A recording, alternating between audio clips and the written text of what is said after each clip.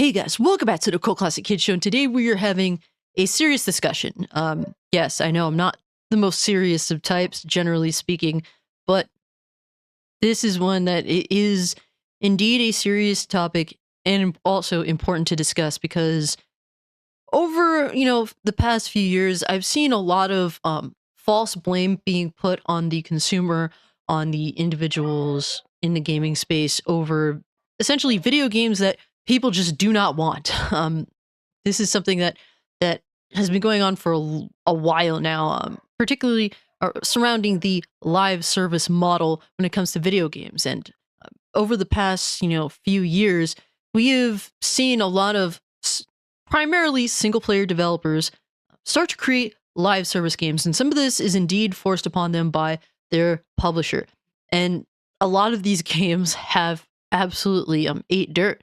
For example, Marvel's Avengers. Crystal Dynamics was a developer that was created to make Tomb Raider games, single player Tomb Raider games. Their only attempt prior to Marvel's Avengers that I remember was the Tomb Raider reboot multiplayer game, which was absolutely atrocious. One of my all-time favorite games. Garbage multiplayer. That was a complete waste of resources. And by their publisher being Square Enix, they were forced to then create a Avengers live service game that was absolutely an abomination to gaming. I know some people like it, but yeah, some people will like anything. But moving on to the general topic of discussion, we're discussing Rocksteady and the unfortunate reality that one of their developers is unfortunately no longer with us.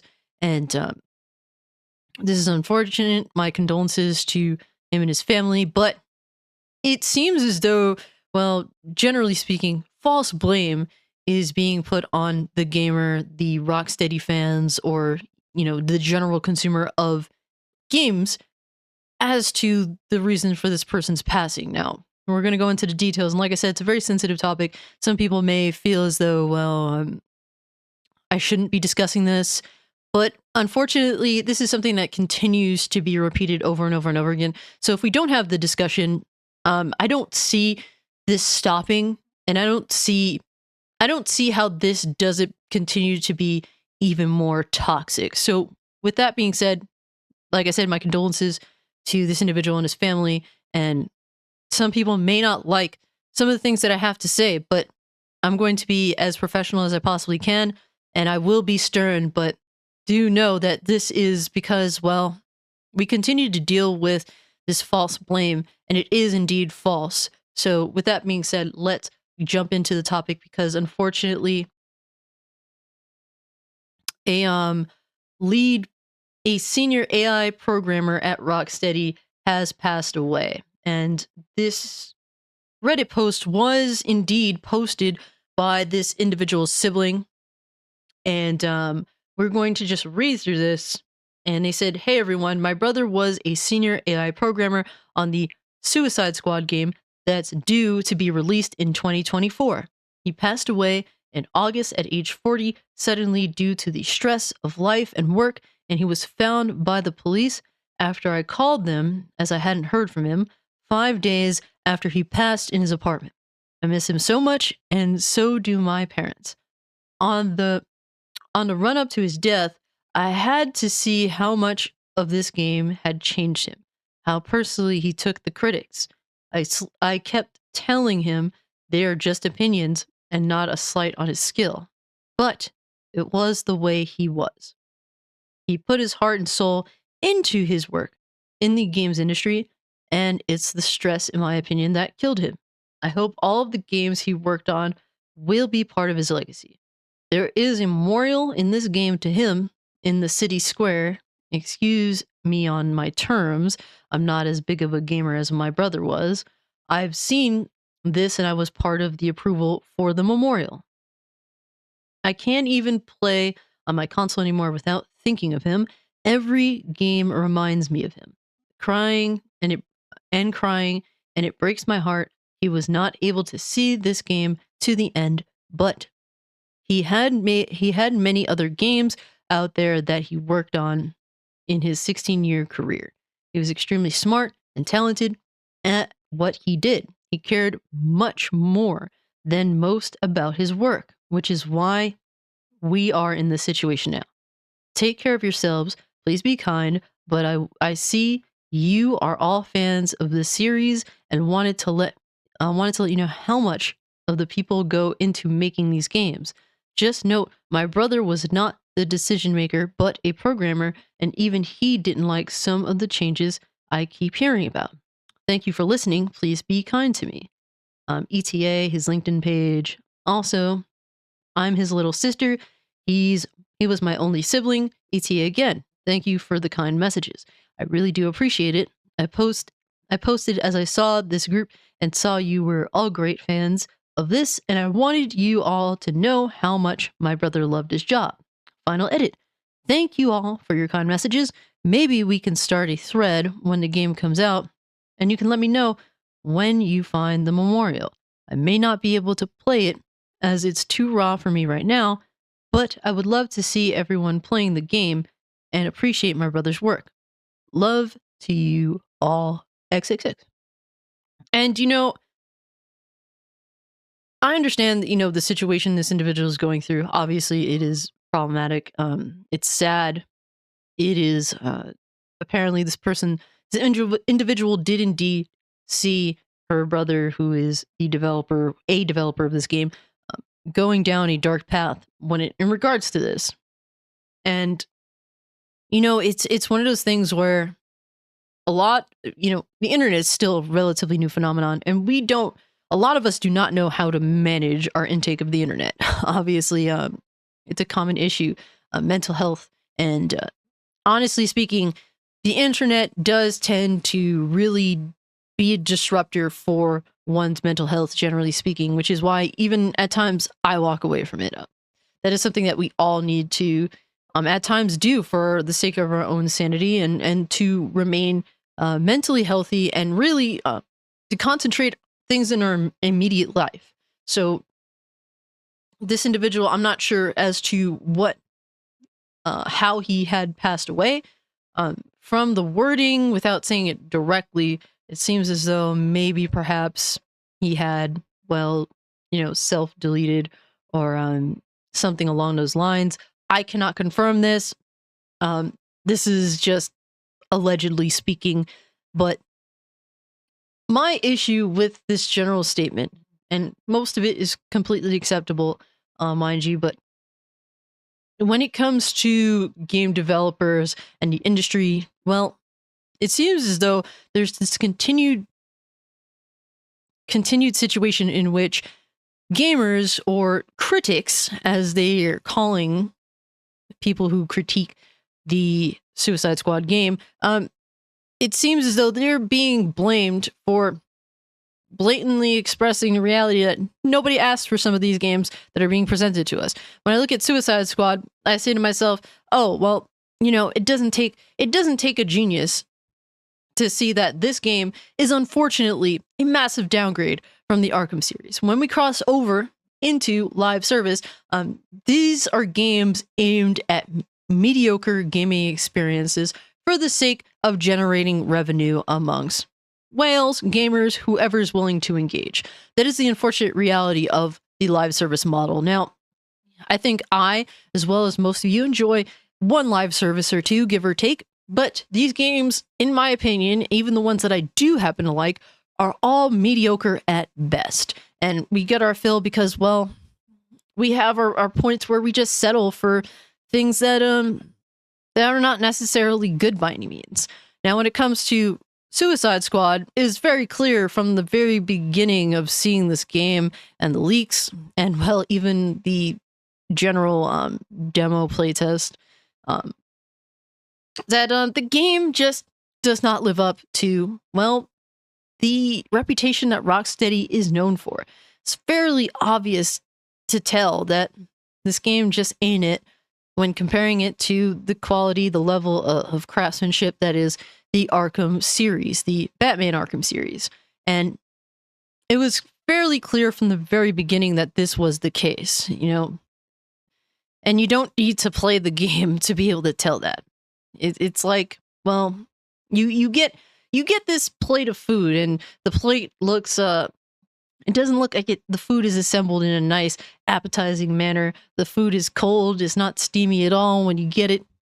The food it looks all mashed up when it should be, nicely diced. It just looks like slop on a plate.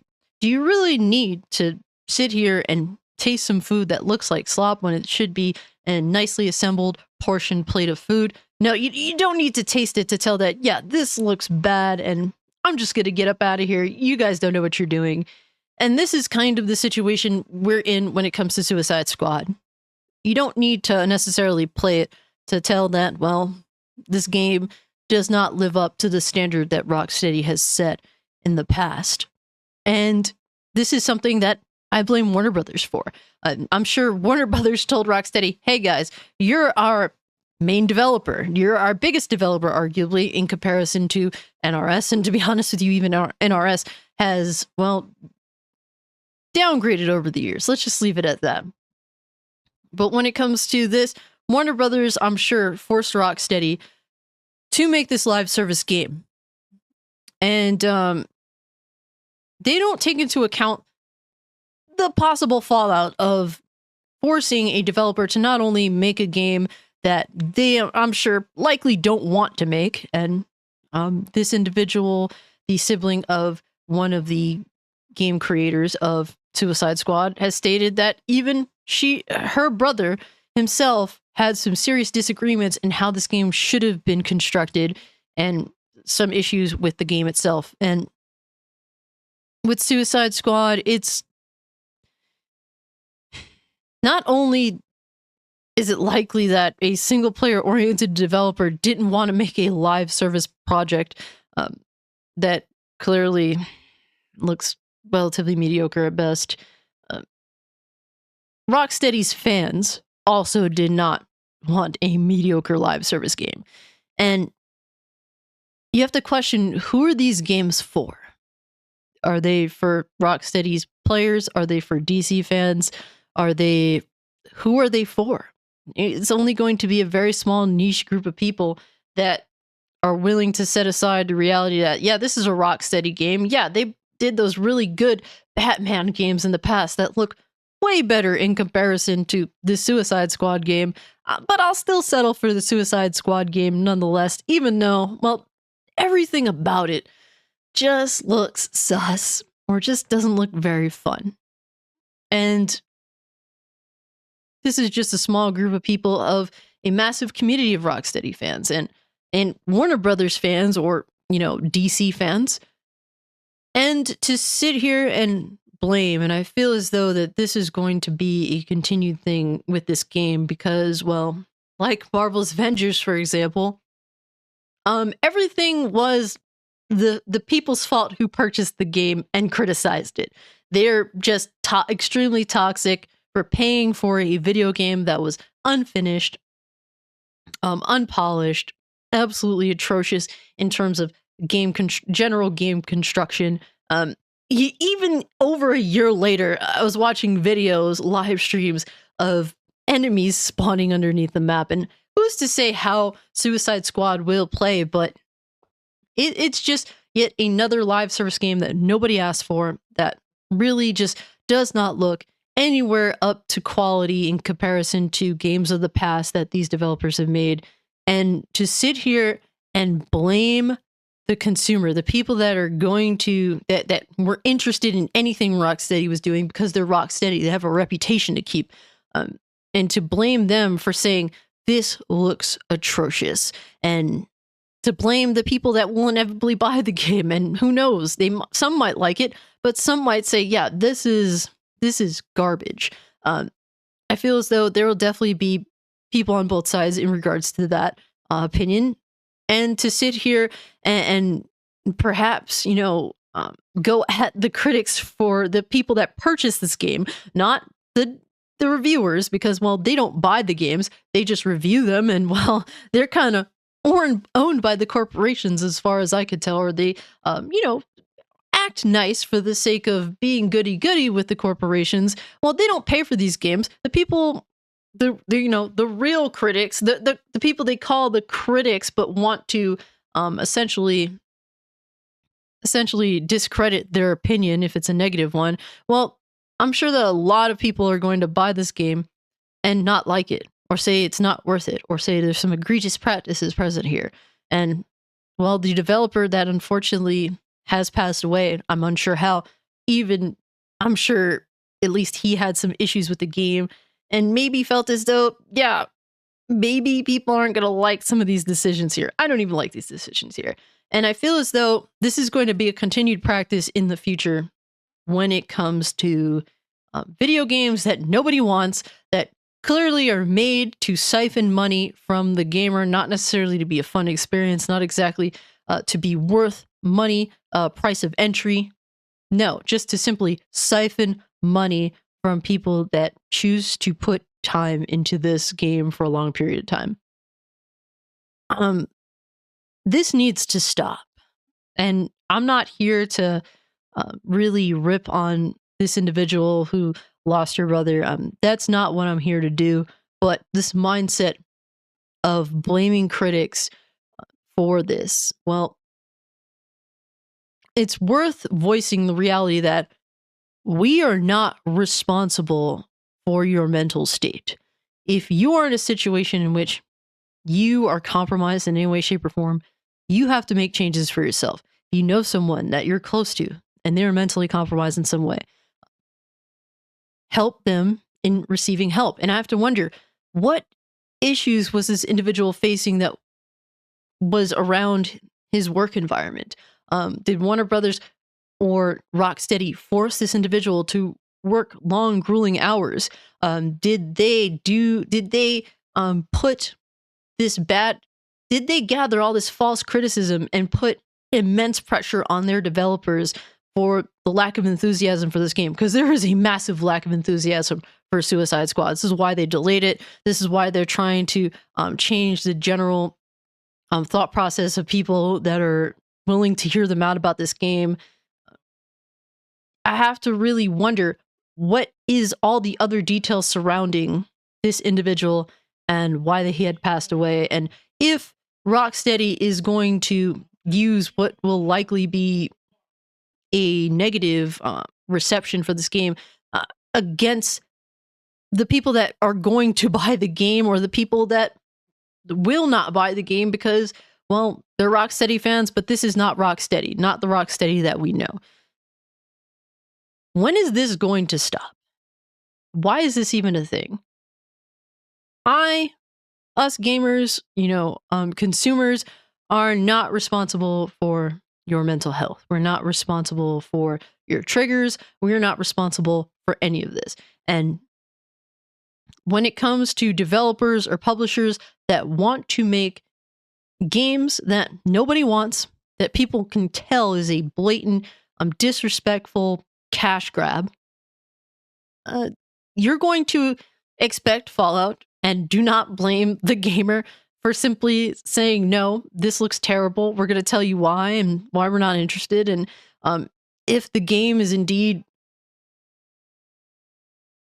disrespectful or just rancid, another terrible release or a game that comes out broken, you will hear about it, as you should. You're asking $70+ for these AAA games now. I have the right to be upset. I have the right to be upset that a company that I've put a lot of trust in because of their track record for many years, decades even, is now putting out mediocrity openly. Something that I don't need to play to tell, oh yeah, this is not what I expect from Rocksteady. This is below average at best. Expect more criticism. This is not going to stop.